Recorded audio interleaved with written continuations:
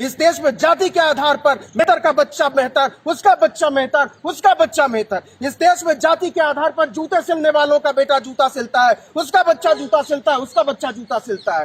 धोबी का काम कौन करता है? जातिगत आधार पर।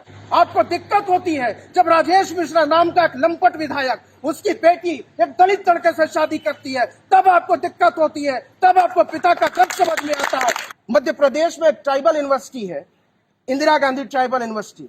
आपको पता है उस ट्राइबल यूनिवर्सिटी में एक भी ट्राइब नहीं। इस देश में जातिवाद उस दिन खत्म होगा जिस दिन हम किसी ब्राह्मण को गटर में उतरते हुए देखेंगे। इस देश में जातिवाद उस दिन खत्म होगा जिस दिन हम अगली जाति के किसी आदमी को चौराहे पर जूते सिलता हुआ देखेंगे। हमको उस दिन तक के लिए लड़ना पड़ेगा। आप जानते हैं इस देश में पिछले 5 साल में लगभग 40,000 प्राइवेट संस्थान खड़े हुए। पता करना पड़ेगा कि उस प्राइवेट संस्थान में कौन लोग पढ़ते हैं, किनके बच्चे पढ़ते हैं, डिग्रियां खरीदकर कौन लोग डॉक्टर और इंजीनियर बनते हैं और किनको रिजर्वेशन मिला हुआ है। इस देश में तय होना चाहिए और पता करना चाहिए कि उन संस्थानों में रिजर्वेशन का क्या लेवल है। चोर दरवाजे से संसद ने पास किया सवर्ण आरक्षण को, मतलब प्राइवेट इंस्टीट्यूशन में आपने पहली दफा सवर्ण आरक्षण लागू करके बता दिया कि आपके इरादे क्या हैं। आप नहीं जानना चाहते हैं कि इस देश के आदिवासी पढ़े हुए होंगे कि नहीं। आपको नहीं चाहिए इस देश के SC ST पढ़े हैं कि नहीं। आपको पढ़े लिखे अल्पसंख्यक नहीं चाहिए, आपको पढ़ी लिखी लड़कियां नहीं। आप चाहते हैं कि केवल वही तक का पढ़ाई करे तो इस देश पर रूल करेगा, और रूल कौन करेगा ये हम देख रहे हैं। मसला ये नहीं है कि फीस कम करनी है, मसला ये है कि वो आवाजें जो न्यूज रूम में कल दाखिल होने वाली है, मसला ये है कि वो आवाजें जो दफ्तरों में दाखिल होने वाली है, उन आवाजों को उठने से पहले आप खत्म कर देना चाहते हैं। आपको न्यूज रूम की डेमोग्राफी देखनी पड़ेगी। वहाँ कितने दलित हैं, वहाँ कितने आदिवासी हैं, वहाँ कितने पिछड़े हैं, कितने अल्पसंख्यक हैं, कितनी लड़कियां हैं, और ये देखिए कि वो कैसे पदों पर हैं। तमाम योग्यताओं के बाद भी उनको मैनेजरियल कैपेसिटी में नहीं रखा जाता, क्योंकि फिर वो अपनी आवाज बुलंद करेंगे और इससे आपको दिक्कत होगी। आपको दिक्कत होती है जब राजेश मिश्रा नाम का एक लंपट विधायक उसकी बेटी एक दलित लड़के से शादी करती है, तब आपको दिक्कत होती है, तब आपको पिता का दर्द समझ में आता है। और इस देश के न्यूज रूम की पूरी ब्राह्मणवादी व्यवस्था चीख चीख कर कहती है कि आपको आजादी नहीं देखनी चाहिए, आपको उसका दर्द देखना चाहिए। इस कॉन्स्पिरेसी को समझे जाने की जरूरत है, और ये जरूरत इसलिए है कि हम बड़े पैमाने पर अपनी आवाज उठा सकें।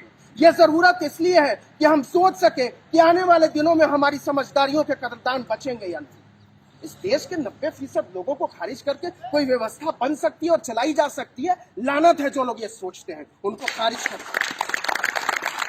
इस देश के 50 से 60% पिछड़े, 25 से 30% दलित आदिवासी, लगभग 18% 20% अल्पसंख्यक, आप इन सब लोगों को आप क्या चाहते हैं? मुर्गी के तड़बे में झोंक देंगे? आप उनको यूनिवर्सिटी से बाहर कर देंगे? आप उनको शैक्षणिक संस्थानों से बाहर कर देंगे? आप कहते हैं कि जातिवादी व्यवस्था नहीं है, ये सब चीजें खत्म हो गई हैं। आप ये चाहते हैं कि आपको देखना तो पड़ेगा, और मैं चाहता हूं कि मेरे सवर्ण साथी जो पढ़े हैं, जो अगड़ी जातियों के, जरा मुलायमियत से सोचिए कि इस देश में शोषण का आधार क्या रहा है। इस देश में जाति के आधार पर मेहतर का बच्चा मेहतर, उसका बच्चा मेहतर, उसका बच्चा मेहतर। इस देश में जाति के आधार पर जूते सिलने वालों का बेटा जूता सिलता है, उसका बच्चा जूता सिलता है, उसका बच्चा जूता सिलता है। धोबी का काम कौन करता है? जातिगत आधार पर। आपको ये सोचना पड़ेगा कि क्या आप चाहते हैं कि यही चीजें होती रहे। इस देश में जातिवाद उस दिन खत्म होगा जिस दिन हम किसी ब्राह्मण को गटर में उतरते हुए देखेंगे। इस देश में जातिवाद उस दिन खत्म होगा जिस दिन हम अगली जाति के किसी आदमी को चौराहे पर जूते सिलता हुआ देखेंगे। हमको उस दिन तक के लिए लड़ना पड़ेगा, क्योंकि सवाल ये 30 बच्चों और 50 बच्चों और 1 संस्थान और 2 संस्थान जवाहरलाल नेहरू यूनिवर्सिटी IMC का नहीं। सवाल है कि हम अपनी आवाजों को बचाने के लिए लड़ पाएंगे या नहीं। इसीलिए इस देश की हुकूमत, और मैं ये भी कह देना चाहता हूं कि ये इस सरकार या उस सरकार की भी बात नहीं है। अगली सरकार जो आएगी वो बड़ी निराली होगी, इस गफलत में भी रहने की जरूरत नहीं। जरूरत इस बात की है कि ये व्यवस्था जिन लोगों ने कायम की है और जिस सोच के साथ की है, उस व्यवस्था के लोग किसके पोषक तत्व हैं।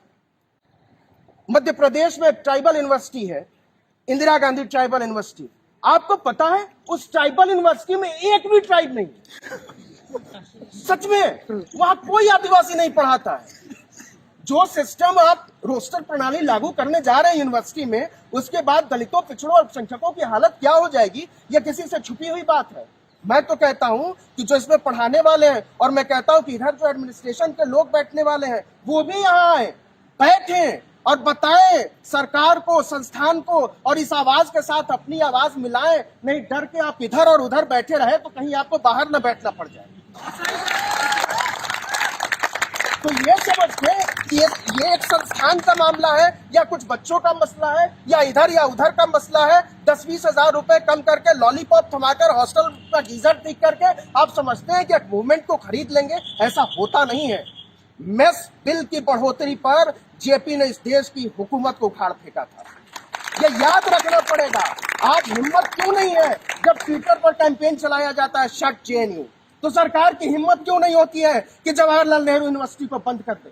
सरकार की हिम्मत क्यों नहीं होती है कि आप अलीगढ़ मुस्लिम यूनिवर्सिटी को बंद कर दे? उसको पता है कि जिस दिन हमने इन संस्थान के लड़कों पर हाथ डाला, ये लोग हमको हुकूमत से बाहर कर देंगे। तो सरकारों को डरना पड़ेगा। आपको किस बात का डर है? और वैसी डिग्रियों पर लानत है, और लानत है वैसी सैलरी स्लिप पर जो आपको अपनी आवाज उठाने से रोक दे। जिस दिन डिग्री मिले, इस आधार पर मिले कि आपको सरेंडर करना पड़ेगा, उस डिग्री को फाड़ के इनके मुंह पर फेंक दीजिएगा। या आपको रखिए आप अपनी ऐसी डिग्री। आपने जानबूझकर एक ऐसा पेशा चुना है जिसमें आपकी जिम्मेदारी है कि जिनकी आवाजें रोकी गई हैं, जिनको बोलने से रोका गया है, जिनको सोचने से रोका गया है, उनको सोचने की आजादी दीजिए, उनकी आवाज को उठाइए। तो जब आप अपनी ही आवाज नहीं उठा पाएंगे तो फिर ये सब भूल जाइए कि इससे कुछ होता है। एक डिग्री मिलने और न मिलने से कुछ भी नहीं होता है। अगर सारे स्टूडेंट इस बात को सोच लेते तो जेपी का आंदोलन ही खड़ा नहीं होता, जवाहरलाल नेहरू यूनिवर्सिटी का आंदोलन ही नहीं खड़ा होता। आज हमको 4 देशद्रोही मिले होते, तो चलाने दीजिए। वो कल को हो सकता है कि आप में से किसी को देशद्रोही कह दें, किसी को सेक्सुअल हैरेसमेंट में फंसा दें, किसी के घर में बंदूक रख दें। ये सब जाएंगे इस हद तक। इसकी मानसिक तैयारी आपकी होनी चाहिए, लेकिन इसका मतलब ये नहीं है कि आपको बैठ जाना चाहिए। सवाल ये नहीं है कि कुछ रुपयों की फीस कम करानी है। सवाल ये है कि किन लोगों को पढ़ने लिखने से रोका जा रहा है।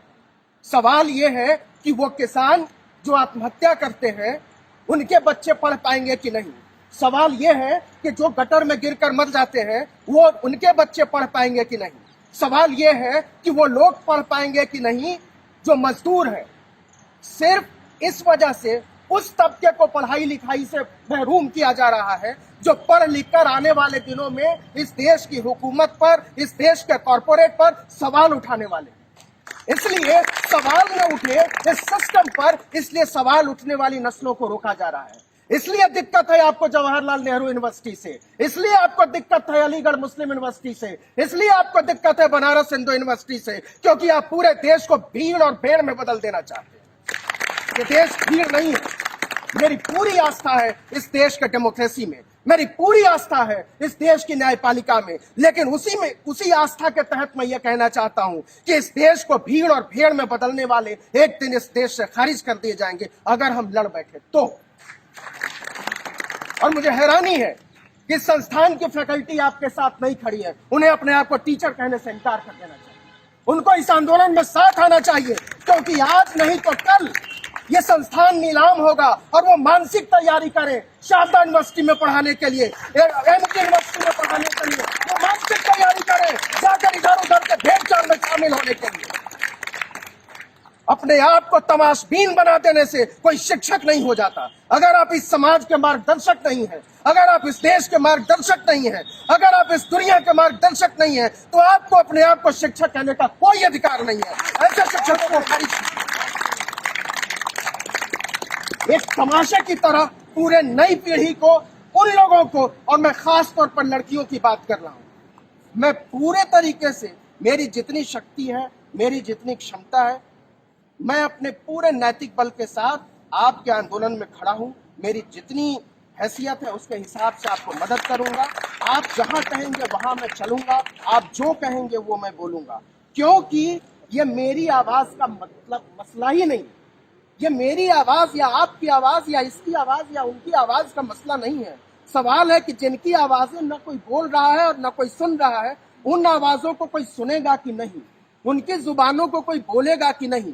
और अगर इनको हमने बोलने से रोका, अगर हमने सोचना, आपको पता है एक बड़ी अच्छी सी कंपनी है मैकडोनल्ड्स, वहां बर्गर बनता है, और नहीं मैं सच बता रहा हूं, आपको हैरानी होगी कि आप दुनिया में कहीं चले जाइए, आप चाहे कनॉट प्लेस का बर्गर खा लीजिए या न्यूयॉर्क के टाइम्स स्क्वायर का बर्गर खा लीजिए, वो एक ही तरह का स्वाद देता है। वहाँ उसी तरीके को उतने ही साइज के आलू उबाले जाते हैं, उतने ही टेम्परेचर पर उबाला जाता है, वही मसाले मिलाए जाते हैं, उतना ही उसको दबाया जाता है और वो परोसा जाता है।